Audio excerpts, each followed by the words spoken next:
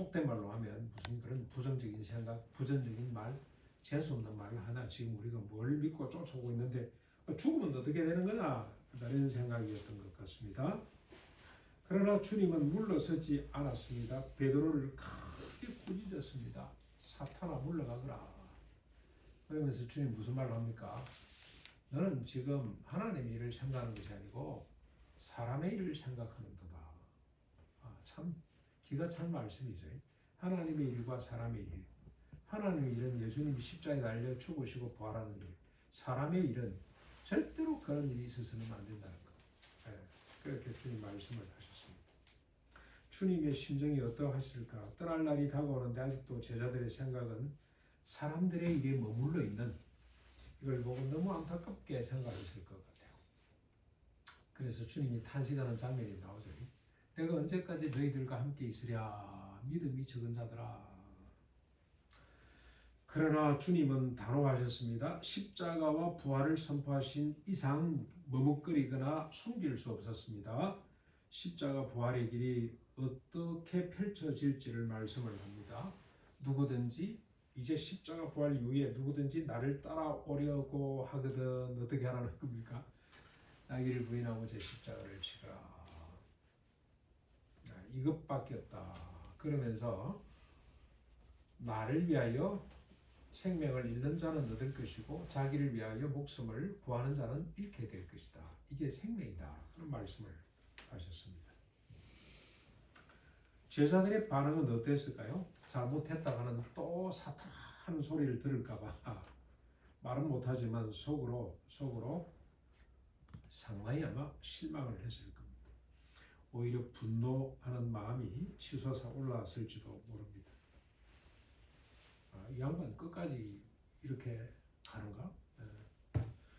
1절만 하시지 또 계속 이 말을 계속 하는가? 막 이런 생각이 들었을 것 같습니다.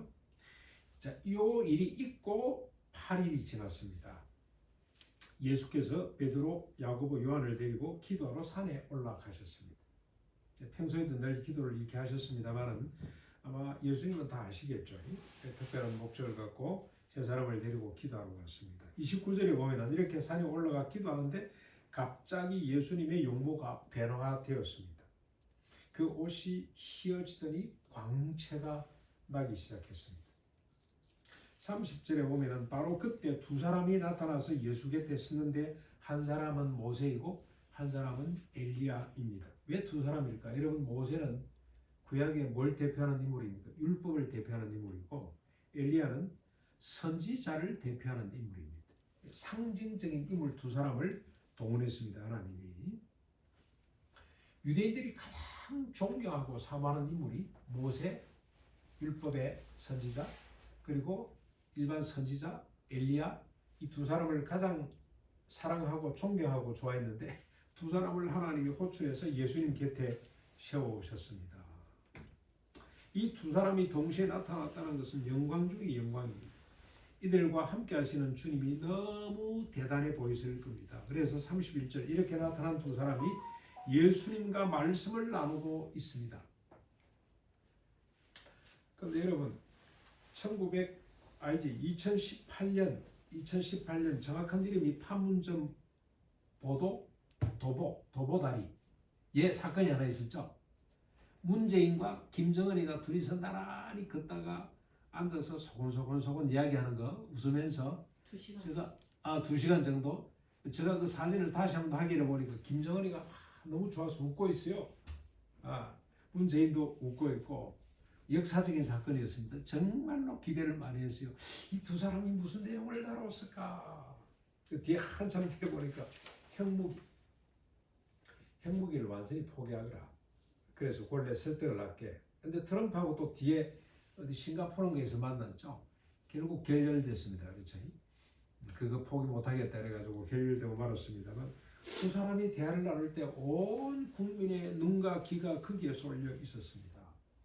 70년 만에 만난 대화도 그렇게 궁금했다면, 그렇게 보기가 좋았다면 모세가 1400년 시대 사람 아닙니까? BC 1400년 만에 만나서 대화하는 건 얼마나 영광스러웠을까?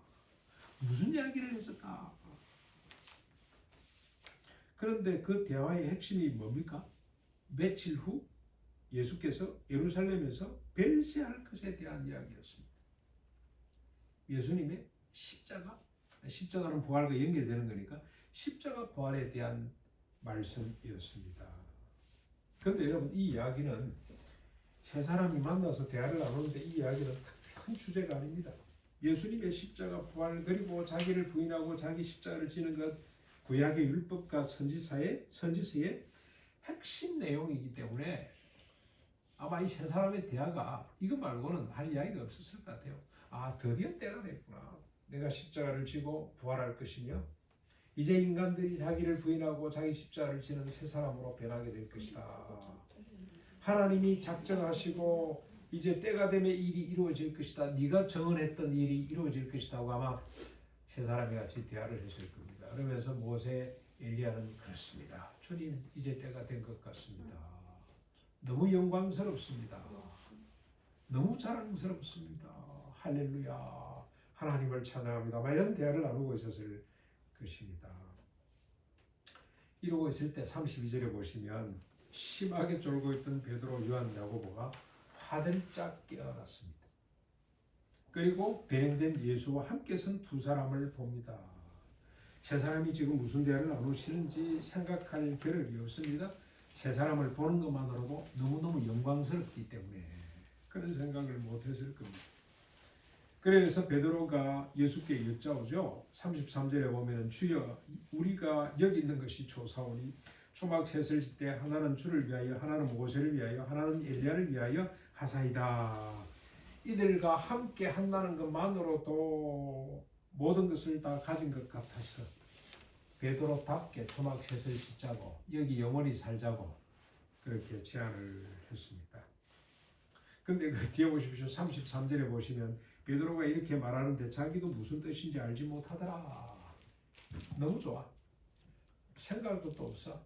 뭐 때문에 저분들이 모였는지, 무슨 내용을 대하고 있는지 그런 관심이 없어. 세 사람이 있다는 거, 그렇게 좋아하던 세 사람이 나타났다는 것 때문에 그냥 막 모든 걸 다 가진 것 같아서 그런 막 관심이 없어요. 베드로는 참 감정적인 사람이라는 생각을 합니다. 그렇죠? 감성적으로 너무 좋다고 보니까 막 그냥 주님을 위해서 막 모든 걸 다 하고 싶은 생각이 들었어요. 그러다가 쑥 틀리면 예수님 모른다고 부인하기도 하고, 기분 좋으면 주님을 위해서 자기 목숨을 버리겠다고 다짐도 하고 그랬던 사람인 것 같아요. 그래서 우리가 감성적으로 신앙생활을 하는 것은 참 위험하다는 생각이에요. 어떻게 보면 냉철하게 하나님이 약속한 바가 뭔지, 십자가 부활의 구체적인 내용이 뭔지 그걸 알고 지금 대화하는 걸 들어야 되는데, 있다는 것 때문에 그냥 좋아가지고 영광스럽다는 것 때문에 그 모습만 보고 신앙생활을 한다는 것은 참 모순이다, 그런 생각이 듭니다. 자, 이렇게 말하고 있는데 34절에 구름이 와서 그들을 덮었습니다. 그래서 제자들이 두려워 떱니다. 갑자기 구름이 몰려와서 불길을 덮으니까 그냥 두려움에 떨게 됩니다. 바로 그때 구름 속에서 소리가 들려왔습니다. 35절입니다. 이는 내가 택한 아들이니 너희는 그의 말을 들으라. 하나님이 직접 예수님을 자신의 아들이라고 증언을 하시는 거죠. 그리고 예수를 아들로 증언하신 하나님께서 모세와 엘리야를 증인으로 세워놓고 제자들에게 하신 말씀이 뭐냐, 이 말씀하려고 지금 모세도 동원하고 엘리야도 불러내시고 해서 세 사람을 이렇게 만나게 한 거 아닙니까? 뭘 이야기합니까? 그의 말을 들어라 하는 겁니다. 그의 말을 들어라. 예수가 하는 이야기를 잘 들어라. 그동안에 잘 안 들었다는 뜻이겠죠. 뭐 이런 시시한 이야기를 하지. 왜 죽는다는 이야기를 해. 거기다 대놓고 자기 부인하고 나도 죽으라고? 말이 안 돼. 이런 분위기야 지금. 그런데 하나님이 직접 나타나셔서 그의 말을 들어라 하고 설득을 하고 있습니다. 그만큼 중요한 이야기입니다. 예수님의 말씀이 뭐든가요? 그동안 하신 말씀이죠. 십자가 부활입니다. 그리고 자기를 부인하고 자기 십자가를 날마다 지는 겁니다. 이것이 하나님의 나라며 구원이며 생명이라고 하셨습니다. 바로 이 일을 위해서 주님이 왔다고까지 선언을 했어요. 이것이 오늘 변화산에서 제자들이 들어야 될 말이고 지상의 모든 제자와 성도가 들어야 될 주님의 말씀이에요. 십자가는 우리 죄를 그리고 우리 사망을 대신하는 죽음이죠.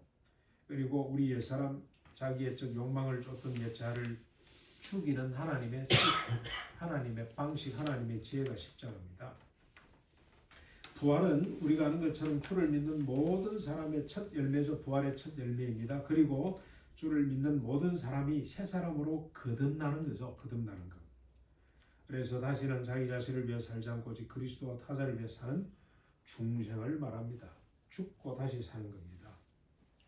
이 거듭남과 중생으로 자기를 부인하고 자기 십자가를 날마다 순간마다 짊어지게 되는 겁니다. 이것은 인간이 자기 의지로 되는 일이 아닙니다. 여러분, 자기를 부인하고 십자가를 진다는 것 자기 의지로 되는 것 아니에요. 십자가 부활에서 떨어지는 생명의 속성입니다. 네.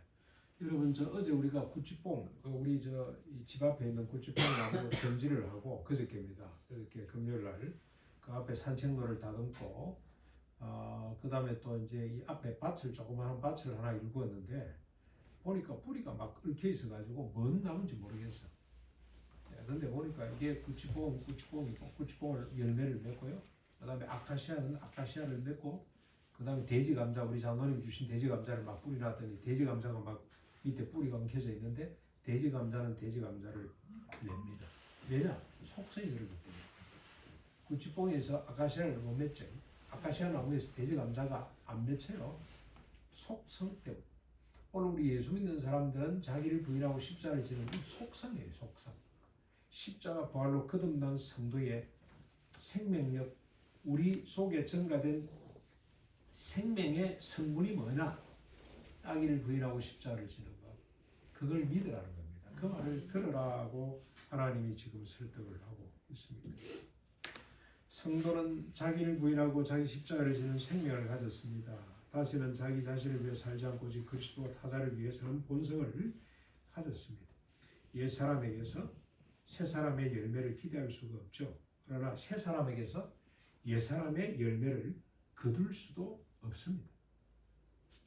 이것이 우리가 들어야 될 주님의 말씀이며 이것이 우리가 믿어야 될 주님의 선언입니다. 이것이 율법을 대표하는 선지자가 대표하는 증언들입니다. 이것이 아담 이후에 하나님이 인간을 향해 가지신 소원입니다.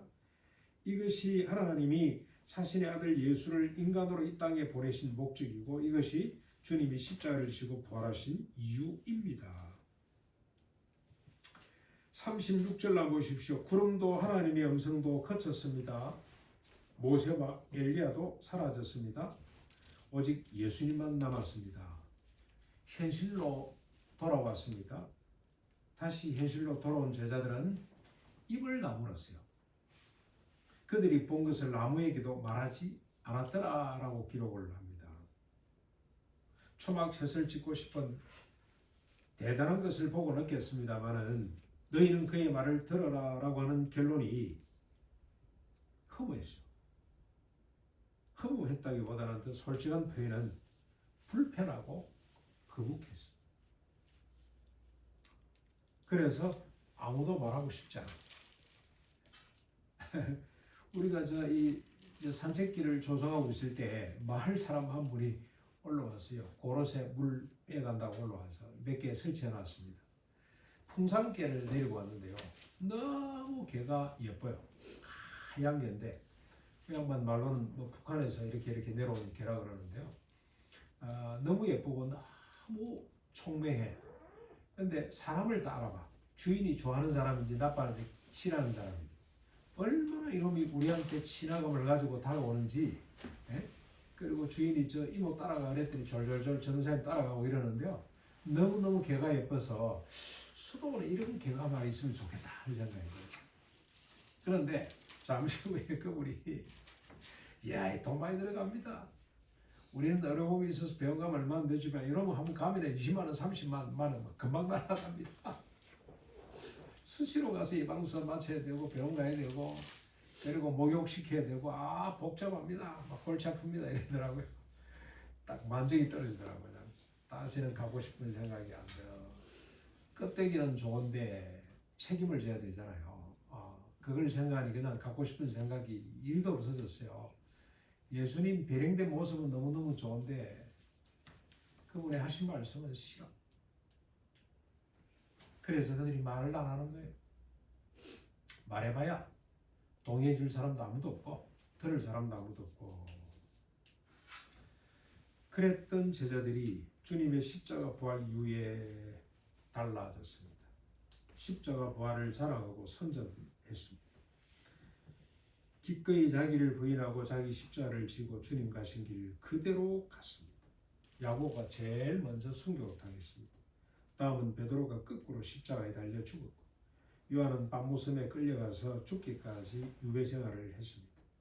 나머지 제자들 우리가 잘 아시는 것처럼 세계 곳곳에서 십자가를 지고 죽음의 길로 달려갔습니다. 그러나 그들의 죽음은 죽음으로 끝나지 않았습니다. 하늘에 썩어지는 밀알이 되어서 많은 열매를 맺었습니다. 수천 수백의 열매로 지금까지 생명의 역사를 이어가고 있습니다. 사랑하는 성도 여러분, 베라산의 환상을 잊지 마십시다. 구름 속에서 들려온 하나님의 음성을 잠시도 잊지 않고 늘 대리면서 살아가십시다. 너희는 그의 말을 들어라. 이 말씀을 가슴에 간직할 수 있기를 바랍니다.